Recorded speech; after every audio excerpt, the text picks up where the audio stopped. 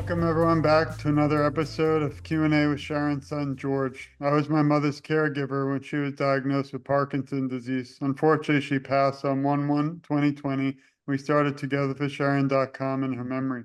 Today we have Carl with us, and Carl has been somebody who means a lot to me. We don't get as much time together, but I see him every day. So it's a kind of fascinating world in 2024 through social media, but just want to welcome you and remind you that you inspire me and so many. And I think that one of the biggest parts, in my opinion, is advocacy is really kind of putting yourself out there, and you do that. And I think it really changes the world. So it's an honor to have you, Carl, and thanks for joining me. Well, thank you. And it's a pleasure to be here. Thanks. And we'll get right into it and start out. And, I try to do these things a little differently because I'm sure you probably asked a lot about your story and things. So maybe you could tell us a little bit about your diagnosis, and then we'll get right into my thing that excites me, which is your, TikTok. I think you're fascinating on there, and it really drives me to want to keep fighting. All right. Well, thanks for the introduction. I was diagnosed, let's see here, about 11 years ago now. And it was kind of interesting. My diagnosis story was fairly simple. It's not as difficult and complex as others. But my wife noticed that my hand was tremoring a bit as I was driving, my right hand. And she nagged me about it. I didn't think it was anything to worry about. She finally got me in to see my primary care guy. And he didn't think it was anything. He thought it was probably essential tremors. But he gave me a little piece of paper with a couple of neurologist names on it. And I didn't do anything with it. That just sat in my wallet for a couple of months. But then my tremors got really pretty dramatic and obvious. And so I called up the neurologist, had an appointment, and I think he knew I had Parkinson's within 30 seconds of seeing me because of the way my hand was shaking. It's just classic Parkinson's. And but he went through the whole thing and said at the end that he thought I probably had Parkinson's disease, and that I would probably have brain surgery in about 7 years. Turns out that was wrong. It was 5. And he gave me a book on Parkinson's and sent me down for an MRI, and that was it. So my diagnosis was fairly straightforward, and I didn't have to deal with a lot of false diagnoses. Just the one from my primary care provider. The main delay was my own fault. You think that the way the healthcare, even they treated you, is something we can improve on? I mean, I never heard of handing a book before, which is actually pretty good, but Yeah, the book was what was it called? Do you remember? I don't remember, but I was not that impressed with the book. The book was both too much and too little. Mhm. It's too much because it's had some very dire sounding things that would go forward, and maybe that's not quite what you want to hear when you're first diagnosed. And too little in that it didn't really cover the basics. And I didn't really read it. I was not looking for that much information at the time. Well, my wife looked into things more than I did, I think, but I didn't want to know the bad news, I guess. And it wasn't tailored very well for someone who had just learned about being diagnosed, and it had suggestions like getting silk or satin sheets so you can turn over easier. Now I can appreciate that recommendation, but at the time it just seemed like, what? I mean, I'm gonna have trouble turning over at night. But and that's one of the reasons I got involved with APDA, because that can really help connect the dots between neurologist meetings. Thing is, you can meet your neurologist maybe once a quarter, maybe twice a year, not that often. And it really is too long a time for information to be processed and to get more information. And organizations like APDA can really help fill in the gaps and help with the community and building a better understanding of the disease. And you said you waited 5 years for the DBS. Maybe you could tell our listeners about, that decision, or what did you start Yeah. So for me, before? the primary reason I wanted to do it is so I could work longer. I really liked my job and I wanted to continue with it. And the main reason I held off was that I was worried that it would have a negative impact on my ability to work, that it might impact my speech or something like that. What type of work do you do? if you don't I mind? worked at I work in the tech I worked in the tech industry, first at Microsoft for 14 years, and I had just worked at Amazon for a year when I was diagnosed. Um, and I wanted to be able to continue working. But I think the thing that really switched it was the idea that I might be able to reduce my medications. Mhm. So I was beginning to think that the medications were impacting my ability to work more than the disease itself, because it made me really tired. And also, uh, when I told my neurologist that I was thinking about DBS and I figured I would get it eventually, I think she took that as, yes, I want DBS. So the ball just started to roll. And I didn't stop it. I just said, okay, let's go for it. And there has been sort of a change in thinking about DBS in that originally, because it's invasive and it's brain surgery and there's all these risks associated with it, theoretically at least, that you wait as long as possible. But now I think the thinking is a bit more that if you do it earlier, you get more benefit and you recover more quickly because you're younger. So people are getting it done more early than before. And at the time I had it done, my right side was the only affected side and my left side was rock solid. Mhm. So I only had the one side done. But then 5 years later, I was starting to get a lot more tremors on my left side. And I thought, well, it works so great on my right side, I might as well get it done on my left. And I had the left side done as well. Would you do it like that and again, or would you do both at once if you had it over? I think I do both at once. And as a matter of fact, I got this question on TikTok just today. Um, and the person was starting to get a little bit tremors on the other side, and it's just like get them both done at the same time.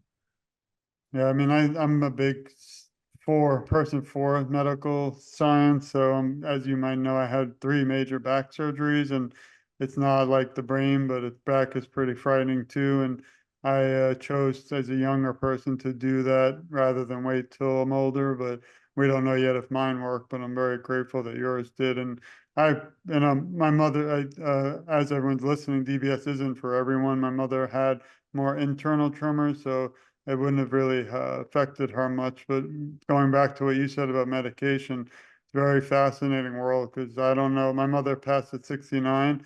She didn't have any other issues medically but Parkinson, but I think that maybe the medicines weren't properly given and might have, progressed even quicker than it should have. So very fascinating, but tough stuff to. Getting the medication right is very difficult because there are 3 or 4 different medications that you may be taking in conjunction, Right. and they all have slightly different effects. And you're aiming at a moving target too. So you may get it right and lock it in. Right. You got a perfect combination, but then the disease advances and then you have to adjust again. And then now I want to shift a little because you mentioned the American Parkinson Disease Association. I have worked with many organizations, but here in South Florida, when my mother wasn't doing well, I called everyone, and the main, really only one that showed at our doorstep was the American Parkinson Disease Association. And I never, for even though they offered a lot of nice programs, she was too kind of forward in the disease, so she couldn't do a lot. But our family actually donated about, $20,000 from our family to the South Florida chapter because I really do believe in them. And I was really happy to see that you were on the board. And I think it's in Northwest. So maybe you could talk a little bit first, like the introduction to that world. I'm actually going to share a little of the screen as you talk about it, but not just about them, but maybe a little bit about how you got involved because that's important, but also a lot of individuals listening could also, I'm sure, join in their little areas, not little, but their major cities and things. Yeah, so there are a lot of great organizations that support Parkinson's Right. disease. There's the Michael J. Fox, but they focus mostly on research. There's a Parkinson's Foundation, but they're more of a centralized nationwide thing. They don't have a lot of grassroots to them, like the American Parkinson's Disease Association does.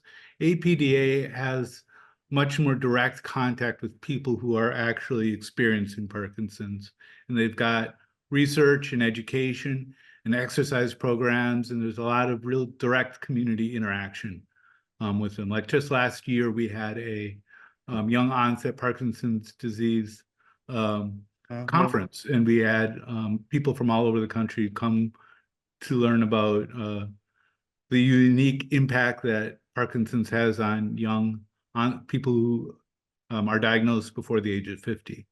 So I've been really privileged to work with the APDA, and right now I'm privileged to serve as the president, which means a little bit more responsibility, a little bit more outreach associated with it.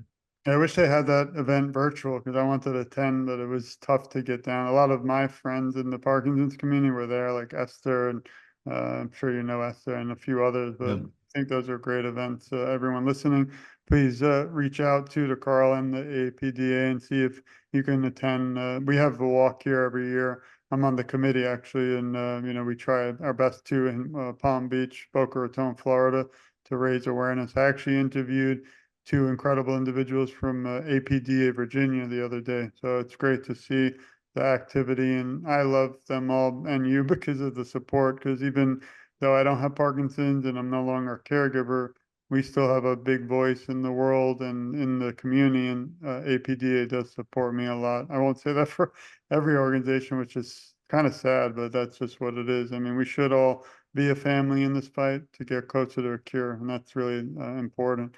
So I appreciate you telling us a little bit about that. Also, everyone, you can visit apdaparkinson.org, and then you can look for not just Carl, but also more on the Northwest chapter. If you don't mind, what state are you located in right now? I'm in Washington, so Oh, Seattle. all right. Yeah, I always hear Washington. I'm like, wait, I'm a lawyer in Washington, D.C., but that's the wrong Washington. Yeah, wrong one. So let me just share a few things. This is Mark. This is actually more before we actually got a chance to talk, but Carl really was amazing and joining me for an interview online all the way back in July, which is great. It's we're actually friends for over a year, which is crazy because it's amazing how fast time flies. But you can read a little bit more in depth here too on Carl and all the incredible advocacy he does, and you can find that at TogetherForSharon.com and just click interviews. This is an area now I wanted to just touch on, which I think is really incredible, and that's your voice. And I feel that everybody has a voice, but unfortunately, some people can use it. Others maybe like to be private, but I love the individuals like yourself who, might love privacy, but realize that we need to all show that people are not alone. That's why only reason I do this. We don't accept money, but we do accept that no one is alone. So maybe you can now jump right into the world of TikTok. Like I have so many questions that we won't have time, but maybe, well, how did you even discover it? How did you decide? What was the date of that first post? I wish we had it. And I, then maybe I'll play one for everybody. well, I believe it was so basically what happened with TikTok is I started to hear about it and it was advertised all over Facebook and it looked interesting, although I had no idea what it was. There are these people singing and so forth. So I installed it and I didn't get it. So I uninstalled it, left it alone for a bit. Then I tried one more time and I got hooked. So the main idea, I think, of TikTok is, of course, short videos, but also um, the algorithm that's tunes based on your browsing habits will introduce you to something new, even if um, you may not ask to get that served to you. And depending on how you react to it, it'll try and serve you more of that stuff. So the algorithm is just trying to make you addicted as much as it can. And that's unique compared to when you compare it to Facebook or Instagram or any of those others. And I thought, well, I didn't really worry about my name when I started. So I thought Carl CS1 is a good enough username because I didn't know I was going to do anything. I was going to be a content creator. But then I um, had then it was Parkinson's Awareness Month. I thought, okay, because of my position on the board with APDA and trying to be a Parkinson's advocate, what I'll do is I'll talk about a symptom every day um, as we're going through Parkinson's Awareness Month. And I think, so that means my first post must have been at the beginning of April. I like to say like 3 years ago, not sure exactly. And it was enjoyable. And I found a lot of people who have Parkinson's. It surprised me. And then I had one post go viral with 1.6 million views or something like that. and that my phone just blew up and things kept scrolling as I got more comments and likes and so forth. Um, and that was the one right that you're seeing right there, the smell of Parkinson's. That one is the only big one I've had. I've had a couple near that became somewhat big because of the splash on effect, but nothing has been that big since. But I have a reasonable following of about 12,000 people, and I still find new people with Parkinson's. And I think there are a lot of people who aren't quite ready for um, a, a support group, as I've never actually been part of a support group because initially my concern was just that um, I would I didn't want to be in a room with a lot of old people who were in really tough shape. I just didn't want to see that future in front of me yet. So I think this is a good avenue for people, especially with young onset, um, and people who want information on Parkinson's but may not want to be part of a support group. And there are just lots and lots of people on here, Mark and Esther and Mike and Alyssa. there's 30, at least 30 people with Parkinson's that I can identify. I tried to keep a list, but I lost track. Yeah. Well, what I think is great is for awareness by you being out there. I mean, someone might not be aware, but then there are people who are. But when they see you pop up and you're constant reminders of how important it is to keep advocating, I think that really changes the world. Do you think? Yeah, so for me, awareness was, I always found that kind of strange. And Parkinson's. first, I used to think that awareness Parkinson's. Sorry about was kind of I didn't quite understand it because I thought, well, everybody's aware of Parkinson's and they don't really need to know much more about it because, Michael J. Fox had it, or Sammy Hagar, or Ozzy Osbourne, or Robin Williams. All these people have Parkinson's and you hear about it often enough. But having gotten it now, I think the reason for awareness is so that when the next person gets diagnosed, when they hear that they got diagnosed, or a friend or a loved one has been diagnosed with Parkinson's, that their brain doesn't immediately go to that dark place. Yeah. That they say, oh, well, I know about Parkinson's. There's Carl, and he's still active. He still seems to be living his life and enjoying things. So that's not so bad. I mean, it's slow, it's progressive, but it generally progresses slowly. And life isn't over when you've been diagnosed. And I think that a little bit of confidence, a little bit of knowledge when you first hear about yourself or someone you love getting diagnosed is worth it all. Thank you. And which one do you think, I wanted to play one for everyone. Do you think this is the best for right now, or do you think? Sure, go ahead. I mean, it's certainly the one that was most popular. See how this works, and I will add another view to you. Yeah.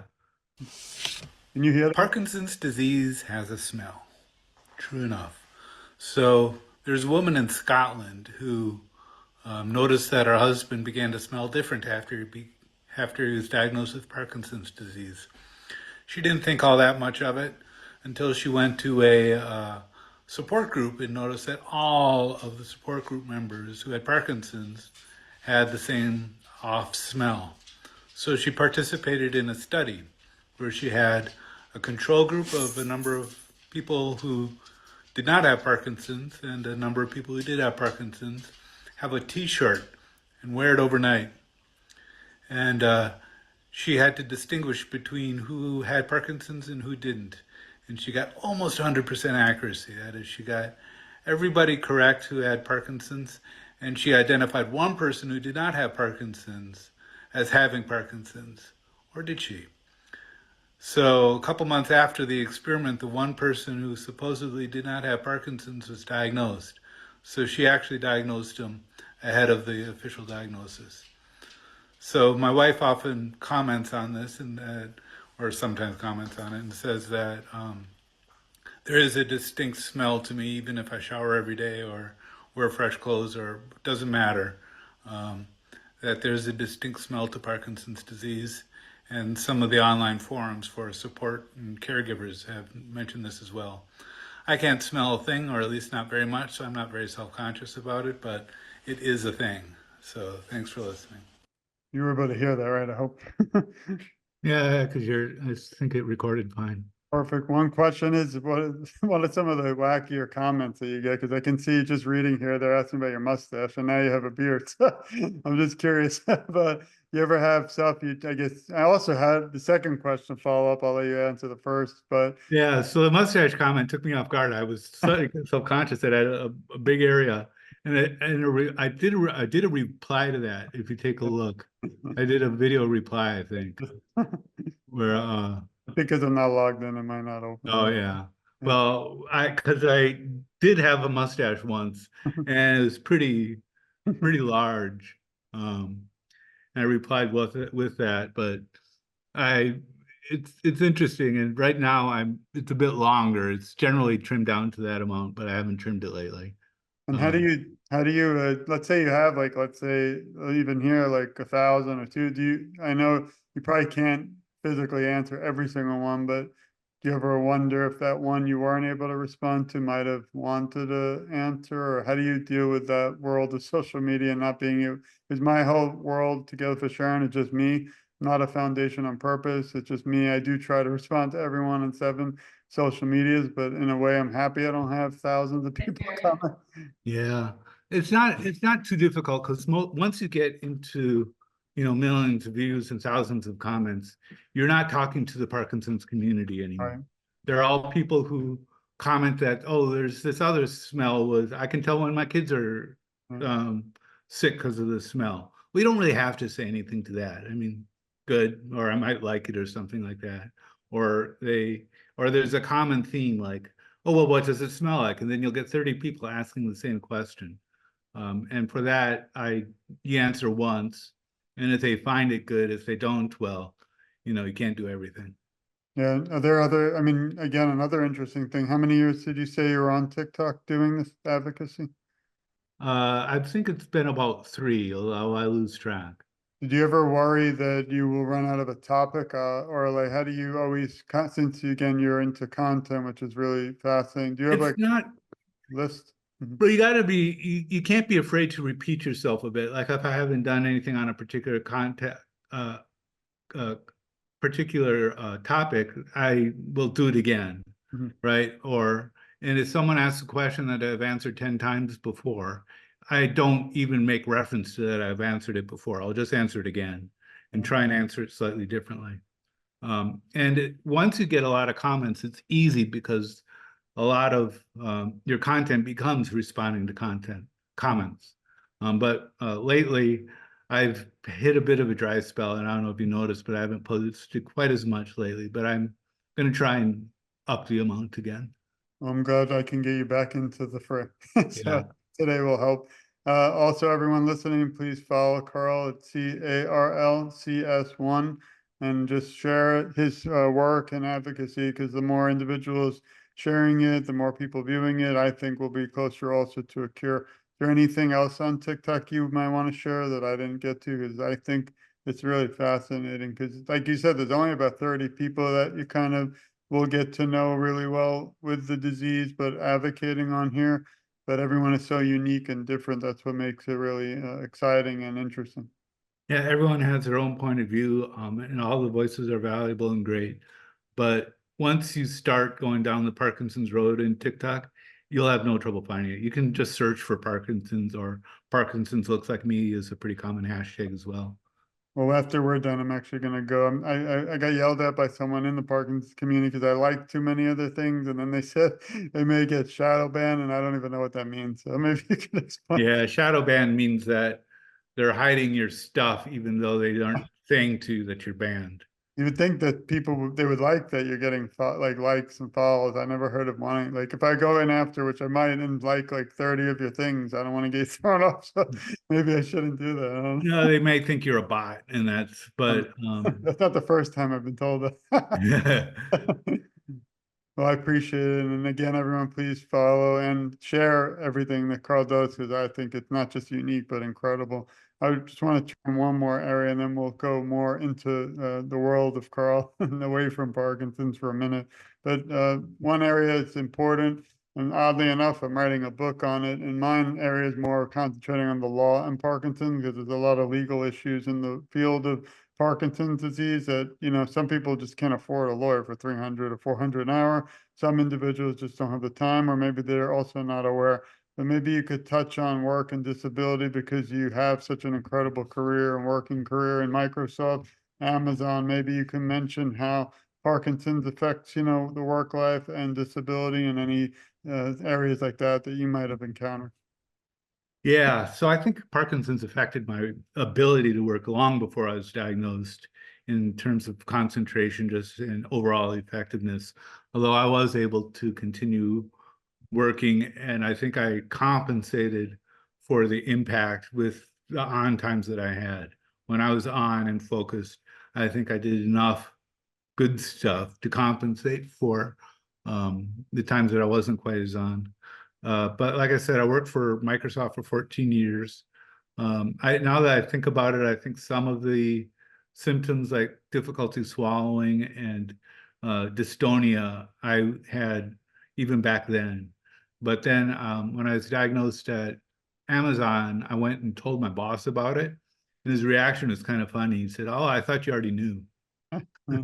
So, in other words, my symptoms were bad enough that he thought I already knew that I had Parkinson's, but I didn't know. And I worked for another 8 years after that until I got to the point where I, I just couldn't concentrate the way I used to. I couldn't um, read the specs and the papers and produce all that stuff the way I used to. I didn't have the same drive that I used to have. I just couldn't keep up. And I thought I was still contributing a valuable amount until it got to review season. And my boss was saying, well, you know, you've still been contributing, but you don't really have any unique accomplishments this last term. And I thought, okay, I know what's coming. And I'm not willing to go through, I don't think I could have gone through the improvement plan process to get out of the hole I was in. So I took that as a signal that it's time to retire and to go on disability, because you don't want, one of the things about disability is that the amount of money that you get is dependent on your last year's salary and stock options and so forth, your last year's total compensation. So if you end up getting a bad review and you take a less stressful job, well, then your over amount of money that you'll get for disability will get decreased if your overall compensation gets decreased. So you don't want to wait too long. And I had no problems whatsoever with, there are two types of disability. One that is associated with the company that you may or may not have as a benefit. And for that, the award is 60% of your total compensation, which was not too bad considering that I had my overall compensation was pretty generous when you include in the stock. And then there's Social Security disability. I got approved for the private disability fairly easily, although I did hire a lawyer to shepherd me through the process. And then the private disability requires that you file for the Social Security disability, because then they take that amount that you get from Social Security and subtract it from your award from the private disability. So overall, you get the same amount of money, but there's a chunk that comes from the government. So of course, the private Social Security or disability wants to reduce their outpayment to you. So they require that you go through that and go through any appeals that you can. And I appealed once. They rejected me and I appealed. They rejected me again and I appealed again. And then I went to a lawyer or a judge and had a hearing with the judge, and then he approved my Social Security disability. So now, not as much money as before, but it's steady and should make a big difference in the impact here. And I'm very fortunate to have worked at a place like Amazon that has benefits like this. Yeah, one area you mentioned, which I'd love to explore more, is that at least from what you said, your boss was kind of understanding. I always wonder that moment, where an individual with Parkinson's has to, wake up, go to work, and whether they tell their boss or not, is an important, question. Yeah, so I saw there was an expert with uh employment law that was at the Young Onset um conferences last year, and she recommended not telling your boss. And you really have to judge, I think, on a case by case basis. Now, a big company with a legal team and an HR team who's really trying to be accommodating employer, um, like Amazon or like Microsoft, are you're pretty. It's a good idea to disclose, because then you can get accommodations, and they'll generally a company like that will generally bend over backwards to help you out. But a smaller company, or depending on your boss, if your boss you don't trust that person very well, there are definitely reasons for not disclosing. But in a large enough company like Amazon or Microsoft, uh, it's a good idea to get on record as having some disabilities, so that you can get accommodations if necessary. And one area I'm curious, which neither of us might be able to answer, is, how many of these small or big companies even list Parkinson's as, an area where disability would be covered, or if they even aware of the word. Because in Florida, even down to certain, end of life things and, but, different areas towards them, they don't even recognize Parkinson's disease as one of them. So you don't get specific insurance and long term, and it's very interesting. But I hope the national plan to end Parkinson's and other politicians can step up a little more and make sure people are more aware of Parkinson's. I'm doing a book too about policing in Parkinson's, because right now most police departments and academies have the word dementia and Alzheimer's, but nowhere anywhere does they mention Parkinson's. I'm going to help change that, I hope someday. But I think we need, again, more awareness, but also these companies. Me and you may need to write another book about the business world and how they need to really get aware, so that, you can have someone not fear coming and be honest with the company about their, disability or being that Parkinson. Yeah, that you hit on something that is a worry of mine. I mean, I seem pretty steady right now, but I always get worried about getting pulled over. So if I got pulled over, you can bet I'll shake like mad. Right. My hand will be going, and the cop will say, "What are you doing?" And I say, "This is Parkinson's," and he'll say, "You're too young," or something like that. Or he'll just not believe me and tell me to hold still, and I won't be able to. That's definitely a concern of mine. Yeah. But and my wife actually just retired from a job where she was putting together training for police officers, virtual reality training, and they had some scenarios that sort of got close, but nothing directly related to Parkinson's. Yeah, I'd love to speak to her about it someday. But Yeah. also, again, just talking to you makes me think that we need to do something someday also about a book about the business world, like I'm Yeah. Amazon, and like even comparing the big companies who might be more aware because they've had issues, but the little company, there's so many topics that I don't even know if I should get into, because now you're going to make me want to write a book with you. Because I Nothing think wrong with that. there's so many things out there that I'm just curious and wish we had, but we don't. The only way we're gonna have it is if we become the game changers and, make it happen, like TikTok, or like talking about these topics, or like even speaking today, that even if we reach one person out there, we might be able to make sure they know they're not alone, but change their life also forever. So now I have a few questions. Unfortunately, we have so many things to ask, but we're running out of time. Can you list 3 words that describe who you are? These are the tough Oprah questions coming. Uh, Technical, scientifically minded. I like that. And it's also different. That's what I love about you. It's not the same old story every time, but what is one moment or the most memorable moment that stands out most throughout your work with awareness so far? Well,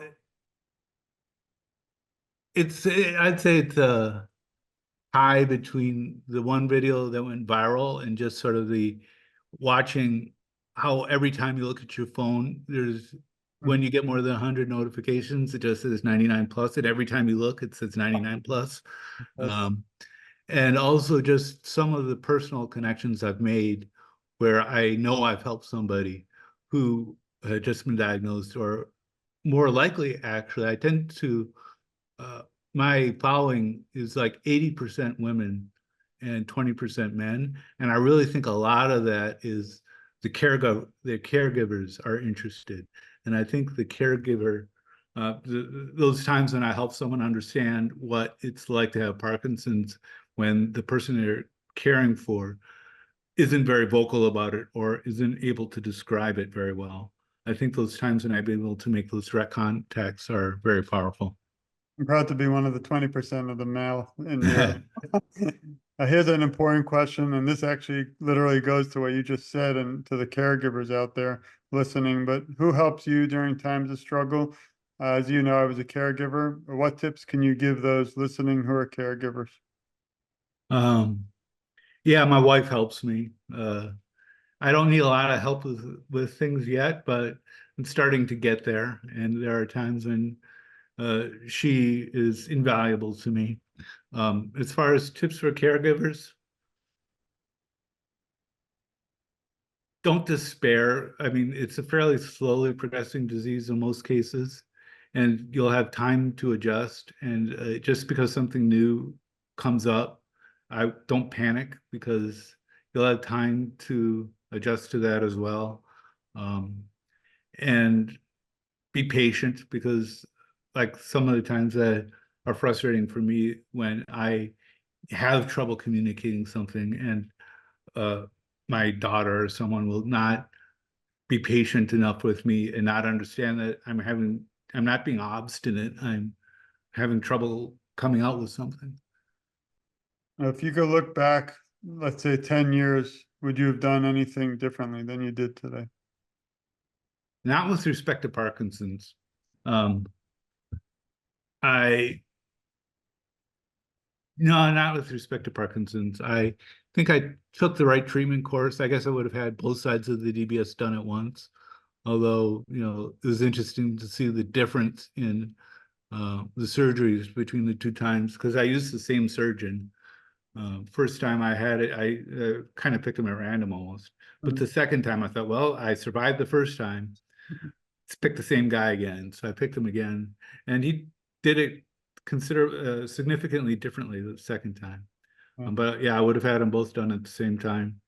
Um, and maybe I would have retired a little bit earlier, because that last year wasn't good for me or good for the company to have me there. One thing I think is collaborating or working together really helps a lot with awareness, because let's say you reach people and I reach people and then we join, all the people join. What do you think are some ways we could better promote Parkinson's disease awareness today? Well, I think be public about it. So one of the things that it's sort of a pet peeve of mine is hearing about some celebrity who's just died, and then they also reveal, oh, he had Parkinson's, when he probably was diagnosed 10 years earlier and just kept it quiet for all that time. Now, if we have people, especially celebrities, who come out publicly with their diagnosis early on, then you'll see that these people who are newly diagnosed aren't are, they're still active, they're still participating in the community, they're still contributing.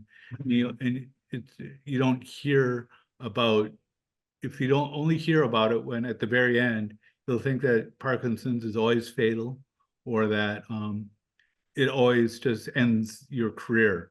And it's just not the case.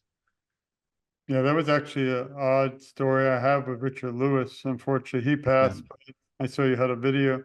I actually spoke to his agent a month or a few weeks before to try to interview him. And the agent said right now he's very busy, but he would like to talk to me in the future. And then sadly, the next morning, like a few weeks later, the news came. So he actually was struggling. That was shocking to me, because actually, he was a big comedian out there and Yeah. celebrity. But I think, again, we need everyone on this trip or on board the bus to awareness. And like you said, he wasn't really public with it, which I respect, but wish he would have been. And then Yeah. have some incredible, my hero, Michael J. Fox, who didn't have to do anything. He could have just led a private life. Instead, he decided to fight back. And that's why he is definitely a hero to me, and I'm sure many out there, but I appreciate that. Yeah, Michael J. Fox made a big difference for me because when I was diagnosed, I thought, well, it's been like 20 years for him and he's still doing stuff. So that was definitely inspiring for me. And also another pet peeve of mine is when politicians in particular are showing signs of something like Putin or something. One of the first things people go to is Parkinson's disease. And the implication is that this person isn't suited to serve, or this person can't possibly have the job that they have because they have Parkinson's disease. And that immediate implication and the fact that people go to that so easily is a bit of a pet peeve of mine. I don't think they understand the disease or much about it. It's frustrating too to me when people even comparing when they don't have any idea what they're talking about. Right. That's, I'm sure you see that a lot on social media. That's everyone, since we've started the world of social media only a few decades ago, it's everybody's got to say, and they're always right. They don't really look at both sides anymore. But that's another conversation. So I'm wrapping up at two more. If you were asked to write a script to a movie about your life story, what would you call it? It's a wonderful life. I saw that one, but that one, this will be part two then. Yeah. And then the last one, well, before I ask this one, do you have any areas you wanted to kind of touch on that I might have missed or that you wanted to also share? No, that was pretty comprehensive. I can't think of anything well, that you missed. I appreciate it. And then finally, you've answered this one for me before online, but if you could leave the Parkinson's community today with some words of encouragement, what would they be? Uh, that a diagnosis is not the end. You can still have a successful life. You may have to step back for a few things, but it can still be fulfilling and meaningful even after a diagnosis. Thank you. And I have a little statement I always say to you, to your family, and to everyone listening, but we love you, we support you, we care about you, and you're never alone. I, along with Carl, will advocate for you, and together our voices are so much stronger. And I always say, probably you might agree that I'm just getting started because although I've been doing this for 4 years since my mother passed, every time I put on social media and see you out there either fighting or someday sadly struggling, you really motivate me to never give up. No matter what I'm going through in my life, I want this disease, as we started, to be over and ended. I don't want to have to do these, and I don't want to see you struggling. So again, we send our love to you and your family, and you're never alone. Trust me, you're only like a second away from anything you ever need. I'll always be there for you and everyone also out there listening. So thank you again.